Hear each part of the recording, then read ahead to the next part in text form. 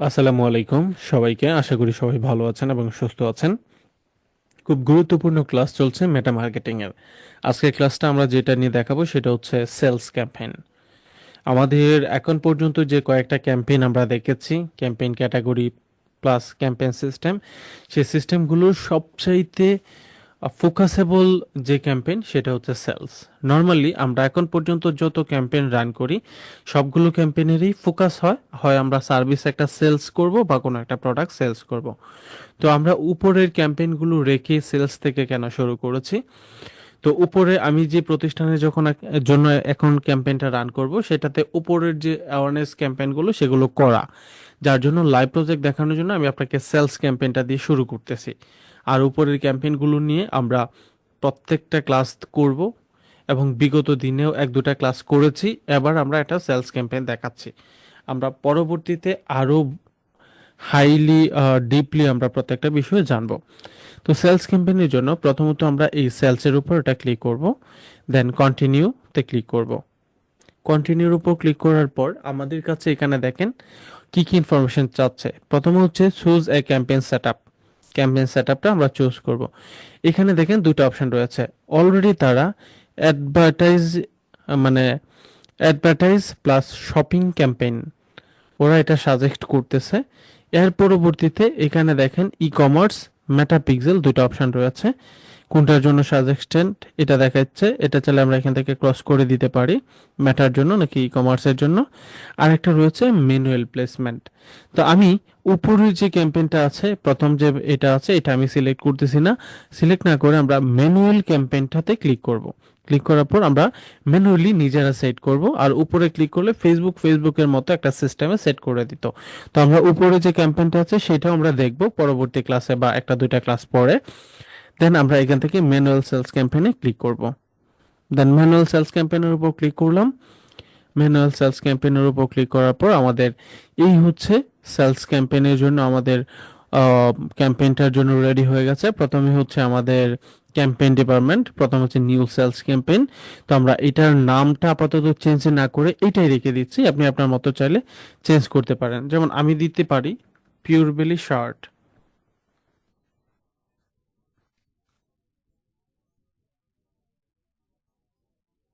Pure বেলি shirt campaign এটা লিখে দিলাম।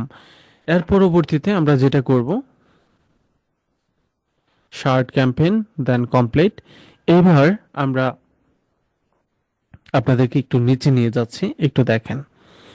প্রথমত রয়েছে advantage plus catalogue ads, create catalogue তৈরি করতে পারবো। এর পরবর্তীতে যেটা আছে অ্যাডভান্টেজ ক্যাম্পেইন বাজেট, আর আরেকটা হচ্ছে অ্যাবি টেস্ট, আরেকটা হচ্ছে রিপোর্টিং। আমরা এখানে মোস্ট ইম্পর্টেন্টলি কয়টা সিস্টেম পেলাম। প্রথম হচ্ছে ক্যাম্পেইন নেম, তারপর স্পেশাল অ্যাড ক্যাটাগরি, এরপর হচ্ছে ক্যাটাগরিজ, এরপর হচ্ছে আমাদের campaign detail, buying type, campaign objective. আচ্ছা, আমরা একের পর এক বিষয়গুলো দেখি। ক্যাম্পেইন নেম হচ্ছে আমরা যে ক্যাম্পেইনটা তৈরি করতেছি ক্যাম্পেইনের নাম। স্পেশাল অ্যাড ক্যাটাগরি হচ্ছে আমাদের এই অ্যাডটা যদি নির্দিষ্ট কোনো স্পেশাল ক্যাটাগরির মধ্যে পড়ে তাহলে আমরা স্পেশাল ক্যাটাগরির অ্যাডে আমরা সেটা রাখতে পারবো। এবং স্পেশাল ক্যাটাগরির অ্যাডের মধ্যে কি কি হবে এখানে লিখে দিয়ে দিয়েছে। তো এখান থেকে স্পেশাল চারটা ক্যাটাগরি পড়ে, যেমন চুজ ইউর অ্যাডস। এই যে দেখেন এটার মধ্যে যখন আমরা ক্লিক করব তখন দেখেন yes my add promotion one of the following, credit card, তারপর লং টাইম ফাইন্যান্স, এই রিলেটেড কিনা। আর এটা হচ্ছে না, আমাদের এটা না, মানে আমরা কোন ক্যাটাগরির মধ্যে পড়বে এখান থেকে আমরা যদি চাই ফাইনান্সিয়াল বিষয়গুলোর উপর বেস করে আমরা এখান থেকে সেট করে দিতে পারি। মানে বেনিফিট রিলেটেড কিছু এরকম কোনো স্পেশাল অ্যাড ক্যাটাগরি যদি থাকে, যেমন ফাইনান্সিয়াল রিলেটেড, হাউজি রিলেটেড, এই ধরনের কোনো কিছু হলে এই ক্যাটাগরিতে নিব। তো এই ক্যাটাগরিকে আবার চারটা ভাগে ভাগ করে দিয়েছে। আমরা যে এখানে ক্লিক করলাম দেখেন এখান থেকে যদি আপনার স্পেশাল ক্যাটাগরির মধ্যে credit card, long time finance, saving service, তারপর হচ্ছে পেমেন্ট রিলেটেড, ইন্স্যুরেন্স লিমিটেড যদি কোনো কিছু থাকে এটা সিলেক্ট করব। আর যদি কোনো কিছু না থাকে বা এই রিলেটেড না বাট ফাইনান্সিয়াল রিলেটেড, কিন্তু ফাইনান্সিয়ালের মধ্যে এই ধরনের ক্রেডিট কার্ড রিলেটেড না, সাপোজ হচ্ছে গিফট কার্ড রিলেটেড, যেমন ফাইন্যান্সিয়াল ম্যানেজমেন্ট, এডুকেশন নিয়ে, ট্যাক্স অ্যান্ড অ্যাকাউন্ট সার্ভিস নিয়ে যদি হয়, মানে সেটা হচ্ছে ফাইন্যান্সিয়াল রিলেটেড, ফাইন্যান্সিয়াল কমিউনিকেশনের মধ্যে এই অংশগুলো যদি থাকে আপনার অ্যাডের বা আপনার উদ্দেশ্যের মধ্যে, এটা ক্লিক করবেন, আর যদি না থাকে এটা ক্লিক করবেন, কারণ আমাদের এখন যে ক্যাটাগরিটা এটা ফাইন্যান্সিয়াল রিলেটেড না, যার জন্য আমরা এখান থেকে একটাও সিলেক্ট করলাম না। এবার স্পেশাল অ্যাড ক্যাটাগরির মধ্যে আরো 4টা ক্যাটাগরি আছে, এই যে দেখেন ফাইন্যান্সিয়াল প্রোডাক্ট অ্যান্ড সার্ভিস, এটার মধ্যে প্রথম যেটা আমরা দেখেছিলাম এটা। এরপর হচ্ছে এমপ্লয়মেন্ট, যদি কোনো জবের অফার করে থাকেন, হ্যাঁ, তারপর বিভিন্ন প্রফেশনাল সার্টিফিকেট প্রোগ্রামের অফার করে থাকেন, এই রিলেটেড অপরচুনিটির কোনো কিছু হলে এমপ্লয়মেন্টে যাবে। আর হাউজিং, যেমন রিয়েল এস্টেট বিজনেসের ক্ষেত্রে, প্লাস হচ্ছে হোম রিলেটেড, ইন্স্যুরেন্স রিলেটেড, এই ধরনের যদি কোনো অপরচুনিটি রিলেটেড থাকে, এক্ষেত্রে এটা হাউজিং ক্যাটাগরি পড়ে। আর আরেকটা হচ্ছে social issue and electronic, sorry, election এবং পলিটিক্যাল রিলেটেড যদি কোনো কিছু হয় তাহলে আমরা এই ক্যাটাগরিতে নিব। তাহলে আমরা আমাদের যে অ্যাডটা রান করতেছি সেটা এই 4টা ক্যাটাগরির একটার মধ্যে পড়ে না, তাই আমরা এখানে স্পেশাল অ্যাড ক্যাটাগরিটাকে স্কিপ করে গেলাম। এবার হচ্ছে ক্যাম্পেইন অবজেক্টিভ, সেলস। আমাদের ক্যাম্পেইনটা ছিল সেলস, আমরা প্রথমে এটা সিলেক্ট করে আসছি, চাইলে এখান থেকেও এডিট করে নিতে পারবো। এর পরবর্তীতে যেটা আছে অ্যাডভান্টেজ ক্যাটাগরি অ্যাড, আমরা প্রথমেই যখন অ্যাডের মধ্যে ঢুকছি তখন কিন্তু এটা আমরা স্কিপ করে আসছি, আমরা ম্যানুয়াল ক্যাটাগরিতেই চলে আসছি, ম্যানুয়ালি চলে আসছে।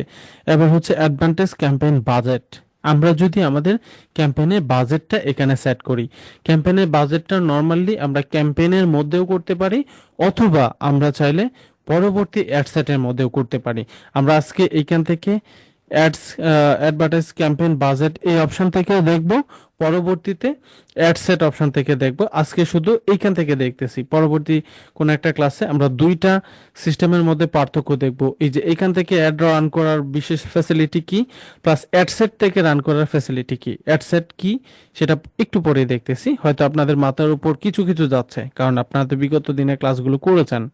আচ্ছা, তো আমরা এখান থেকে এটা সিলেক্ট করলাম, সিলেক্ট করে ডেইলি বাজেট $20 না, আমি এখান থেকে ডেইলি বাজেট দিতে পারি, লাইফ টাইম বাজেট দিতে পারি। আমি ডেইলি বাজেট দিলাম এখান থেকে, সাপোজ $5, $5 ডেইলি বাজেট কমপ্লিট। আচ্ছা, এবার শেষ। এবার হচ্ছে আম, আমাদের ক্যাম্পেইনে বিট স্ট্র্যাটেজি, এটাতে যদি একটু ক্লিক করি, হায়েস্ট ভলিউম, কস্ট পার গোল, তারপর হচ্ছে আদার অপশন বিট ক্যাপের যেটা আছে, আর একটা হচ্ছে রোজা গোল। এই ব্যাপারটা নিয়ে আমি আপনাদের সাথে এই যে শুধু এতটুকু কনভারসেশন নিয়ে পরবর্তী একটা টিউটোরিয়ালে আলোচনা করব। তো এতটুকু একটু দেখেন। তো ডেইলি বাজেট $5, এর পরবর্তীতে হচ্ছে হাইয়েস্ট ভলিউম, এখান থেকে বিট স্ট্র্যাটেজি নিয়ে পরবর্তী ক্লাসে কথা বলবো।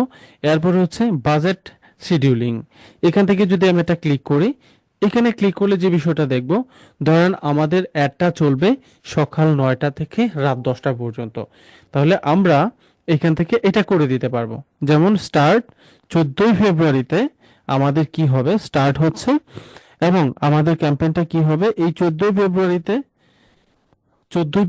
আমরা কি করব, ক্যাম্পেইনটা রান করলাম, 12টা AM এ রান করলাম, বা আমরা একটা টাইম দিব, এই টাইমে রান হবে, ইন্ড হবে সাপোজ 10টায়, এবং এর ভিতরে আমার বাজেট কাটবে হচ্ছে অনলি $5 বা $4, এর বেশি না। ঠিক এইভাবে করে আমরা করে দিতে পারবো, মানে স্টার্টিং টাইম এটা, এন্ডিং টাইম এটা, এতটুকু সময়ের মধ্যে এটা হচ্ছে শিডিউল করে দিতে পারি। তো আশা করি এতটুকু বিষয় আপনাদের ক্লিয়ার। ক্লিয়ার না হলেও পরবর্তী ক্লাসে আমরা দেখব। আর এটা হচ্ছে আমাদের বাজেট শিডিউলিং, অ্যাড না, মানে অ্যাড শিডিউল না, আমরা হচ্ছে বাজেটটা শিডিউল করে দিতে পারতেছি। আমরা যদি চাই যে এখান থেকে আমরা এতটুকু সময়ের ভিতরে এটা করে ফেলবো, সাপোজ 14ই ফেব্রুয়ারি রাত 12টা থেকে 15ই ফেব্রুয়ারি সকাল 10টার মধ্যে $5 কস্ট করে ফেলবো, এখান থেকে সেটা করে ফেলতে পারবো। এটা হচ্ছে আমাদের বাজেট শিডিউলের একটা পার্ট। আচ্ছা, এর পরবর্তীতে যেটা আছে অ্যাড শিডিউলিং, এটার মধ্যে আমরা যদি ক্লিক করি তাহলে এখান থেকে আমরা অ্যাড শিডিউলটা সেট করতে পারবো, কিন্তু এইখানে সেট করতে পারবো না, কারণ আমাদের এখনো অ্যাড সেট অপশনের কাজগুলো কমপ্লিট হয় নাই। এই ব্যাপারগুলো আমরা পরবর্তীতে আরো দেখব। এবি টেস্টিং মোস্ট ইম্পর্ট্যান্ট একটা পার্ট, সেটা হচ্ছে এবি টেস্টিং। এবি টেস্টিং হচ্ছে আমরা যখন একই পেজে দুইটা ক্যাম্পেইন রান করি বা একাধিক ক্যাম্পেইন রান করি, তখন আমাদের কোন ক্যাম্পেইনটা সবচাইতে ভালো সার্ভিস দিচ্ছে সেই ক্যাম্পেইনটা আমরা রাখবো। তো এই ক্যাম্পেইনটা ভালো সার্ভিস কোনটা দিয়েছে এটা জাজ করার জন্য যে টেস্টিংটা হয় সেটাকে মূলত এবি টেস্টিং বলা হয়। এ-বি টেস্টিং এর উপর দেখেন বেশ কিছু অপশন রয়েছে, creative, audience placement and custom. আমরা এই ব্যাপারগুলো নিয়ে পরবর্তীতে কথা বলবো। নেক্সট ক্লাসে আমরা কথা বলবো এইখান থেকে যে বিট স্ট্র্যাটেজি নিয়ে কথা বলবো পরবর্তী ক্লাসে, এবং আমরা আমাদের এ-বি টেস্টিং নিয়ে কথা বলবো পরবর্তী ক্লাসে। তো আজকের ক্লাসটা এই পর্যন্ত, আমি আপাতত এ-বি টেস্টিংটা অফ রাখতেছি। পরবর্তী ক্লাসটা আমাদের হবে এ-বি টেস্টিং আর হচ্ছে এখান থেকে ক্যাম্পেইন বিট স্ট্র্যাটেজি, এই দুইটা নিয়ে কথা বলবো পরবর্তী ক্লাসে। আজকে এই পর্যন্তই, পরবর্তী ক্লাস দেখার আমন্ত্রণ জানিয়ে শেষ করছি। আসসালামু আলাইকুম।